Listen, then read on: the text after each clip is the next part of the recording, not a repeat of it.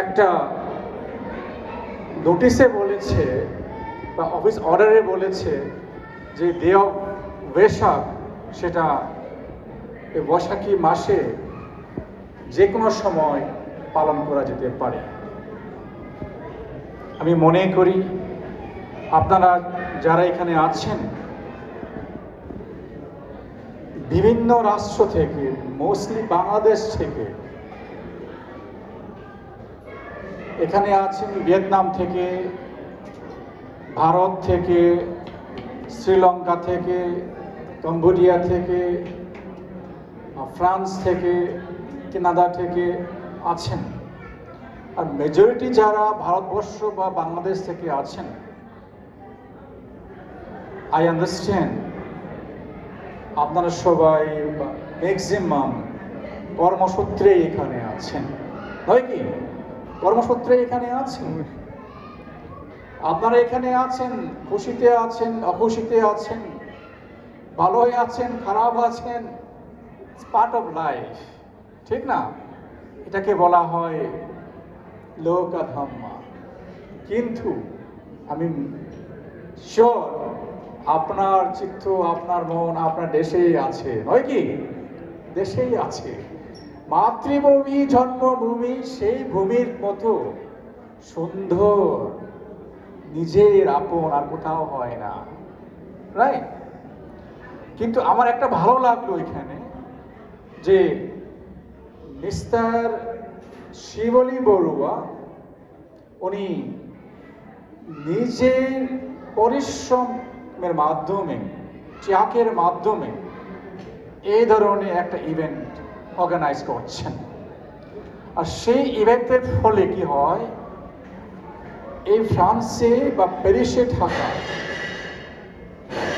বিভিন্ন বৌদ্ধ ধর্মাবলম্বীরা বিভিন্ন জায়গায় বসবাস করেন, ওনাদেরকে একটা অপরচুনিটি দেওয়া হয় যে আপনার সবাই এসে এখানে একটা গ্যাদারিংয়ের মতো হয়ে যাচ্ছে, আর পরস্পরের মধ্যে জানা, তারপরে কমিউনিকেশন, আলাপ আলোচনা, দেখা, একটা সোশ্যাল গ্যাদারিংয়ের মতো হয়ে যাচ্ছে, which is very very important.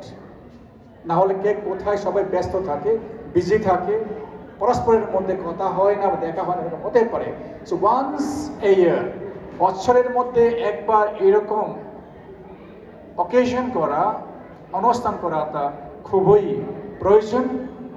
তার জন্য আমি জানাই মিস্টার শিবলী বড়ুয়াকে অনেক অনেক ধন্যবাদ। বেশি কথা বলবো না।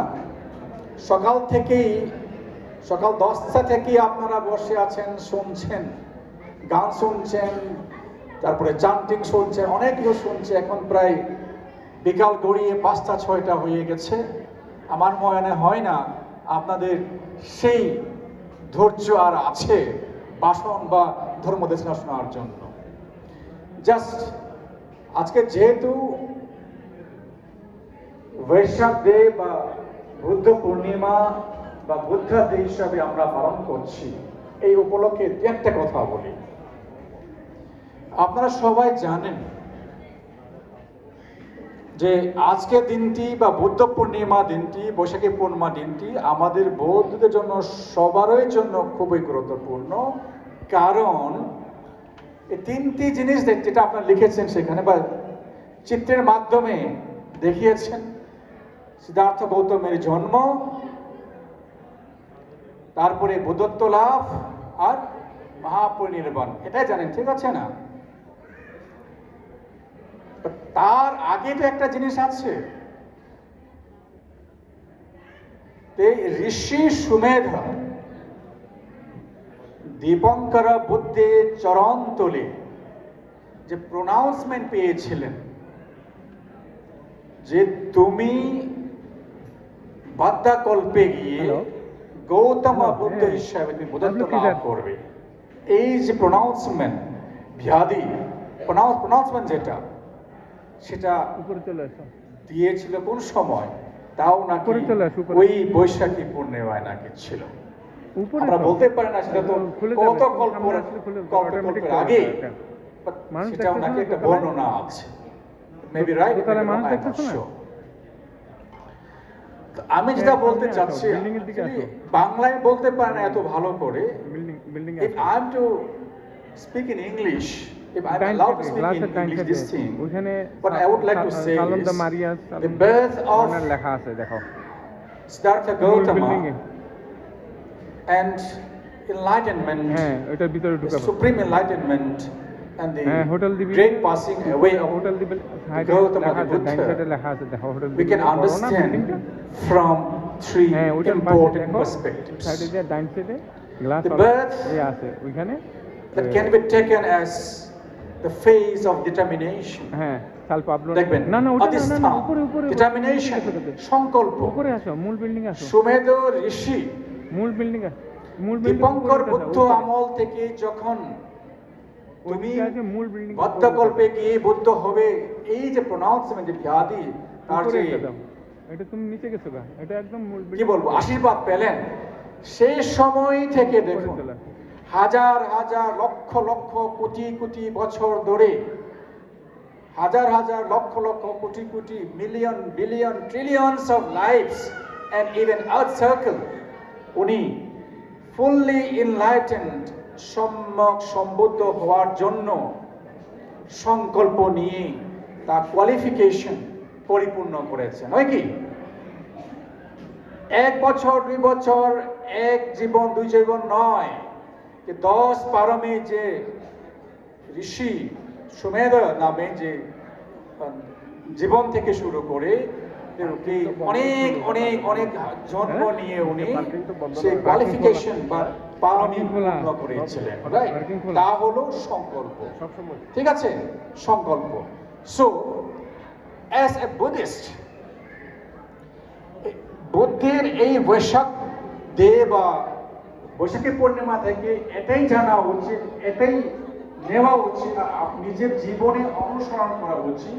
সেটা হলো বোধিসত্ত্ব যেরকম দৃঢ় সংকল্প নিয়ে বুদ্ধত্ব প্রাপ্ত না হওয়া পর্যন্ত স্থির ছিলেন, সেই ধরনের আমাদের জীবনেও যা আমরা প্রাপ্ত করতে চাই, সে যাই হোক, এই জীবনে সুখ শান্তি হোক বা টাকা পয়সা হোক, ধন সম্পদ হোক বা নাম খ্যাতি যাই হোক, যা আমরা পেতে চাই, but that has to be good and friendly, definitely devoid of violence. যা আমরা পেতে চাই সেটা যেন আমরা সংকল্প করি, ঠিক আছে না? আর বুদ্ধ যে সংকল্প করেছিল, বোধিসত্ত্ব যে সংকল্প করেছিল বুদ্ধ হওয়ার জন্য, কেন করেছিল? অনেক অনেক জন্মে রাজা হয়েছিলেন, অনেক অনেক জন্মে উনি শ্রেষ্ঠ হয়েছিলেন, তার কোনো অভাব ছিল না। বোধিসত্ত্ব সম্যক সম্বুদ্ধ হওয়ার জন্য যে কত লাখ লাখ কোটি কোটি বছর ধরে উনি পরিশ্রম করেছেন, তপস্যা করেছেন, একমাত্র কারণ হলো সম্যক সম্বুদ্ধ হয়ে বিশ্বের জগতের সকল প্রাণীর সুখের জন্য, হিতের জন্য, মুক্তির জন্য উনি কাজ করবেন, নয় কি? দেখুন, দ্যাট ইজ দ্য পয়েন্ট। ওনার যে সংকল্প নিজের স্বার্থের জন্য ছিল না, ওনার সংকল্প ছিল জগতের সকল প্রাণী মঙ্গলে, সুখে, শান্তিতে, হিতের আর মুক্তির জন্য। সুতরাং বুদ্ধের অনুগামী হিসেবে যদি আমরা কোনো সংকল্প করি, নিজের জীবনে যাই হোক না কেন, যেন সেটা পরের সুখে, শান্তি, হিতের কারক হয়, ঠিক আছে? নাম্বার 1।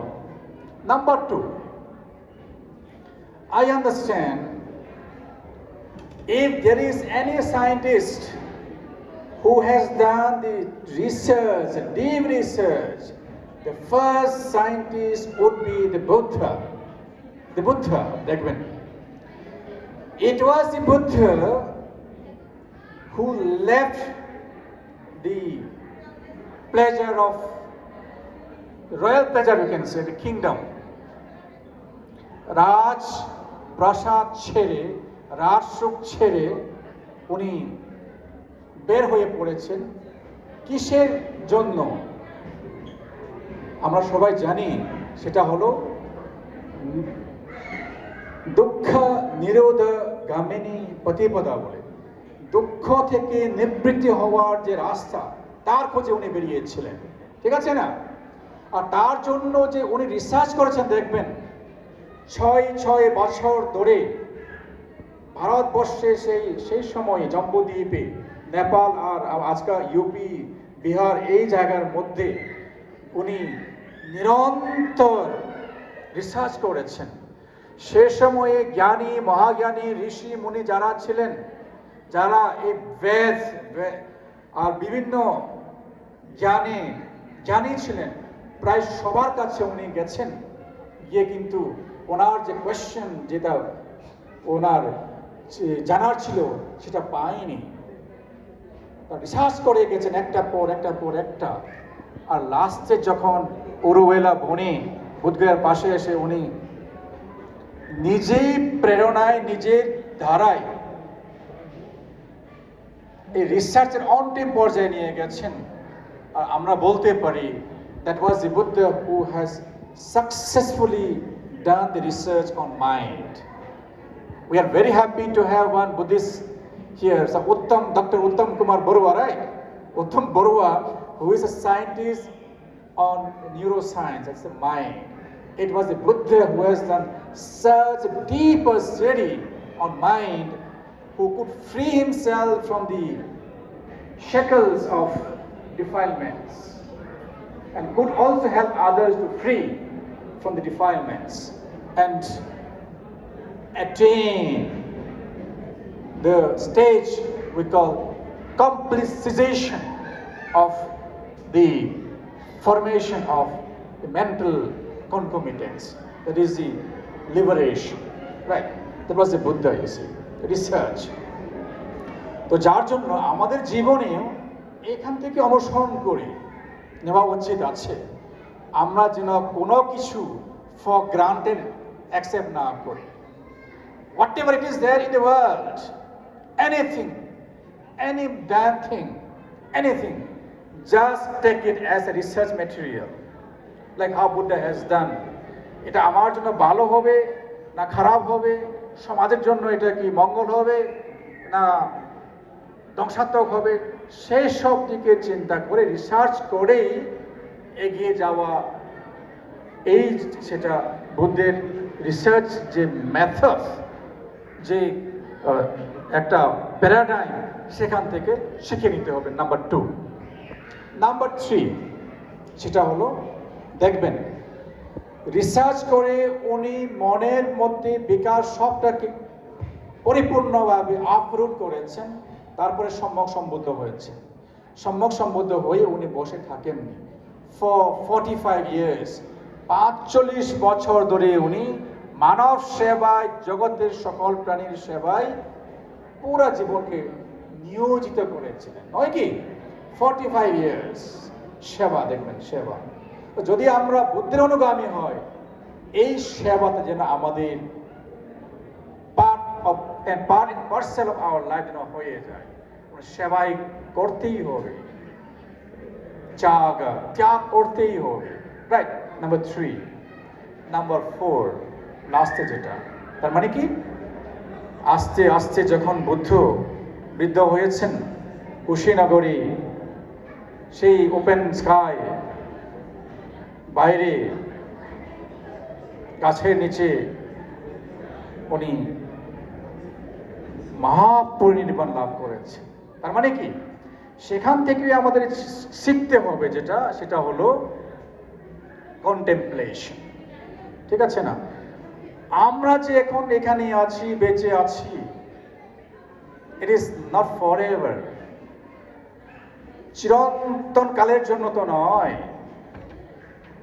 একদিন আমাদেরকেও বুড়ো হতে হবে আর এই পৃথিবীকে ছেড়ে যেতে হবে। পৃথিবীর মধ্যে জীবন্ত থাকাকালীন আমরা যাকে স্নেহের বলি, নিজের বলি, লাভ ওয়ান্স বলি, নিজের পতি পত্নী কি বলে, স্বামী স্ত্রী, ছেলে মেয়ে, ধন সম্পদ, ব্যাংক ব্যালেন্স, কত কিছু, কত মায়া, কত তৃষ্ণা, কত কত আমাদের আসক্তি। কিন্তু যখন সময় আসবে কি হবে? সব কিছু ছেড়েই বিদায় নিতে হবে, নয় কি? সেটাই হচ্ছে পরম সত্য। আর এই সত্যকে আজ পর্যন্ত কেউ এস্কেপ করতে পারেনি। No other way, we have to face the truth, that is the truth. যার জন্য জীবন থাকাকালীন যেন আমরা কন্টেম্পলেশন করি যে একদিন আমাদেরকে ছেড়ে যেতে হবে সব কিছুকে। আর কেন আমাদের এই অহংকার, কেন এত রাগ, কেন এত আসক্ত, কেন এত অভিমান, রাইট? সব কিছু ছেড়ে, যেটা বুদ্ধ বলেছে লাস্টে, হান্দাদানি ভিক্ষাবে আমন্তয়ামেও ওয়াধাম্মা সংখারা অপ্পমাদিনা সম্পাদিতা। তার মানে কি দেখো,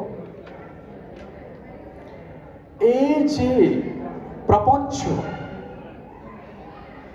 যেটা transient, flowing all the time, পরিবর্তনশীল জগতের মধ্যে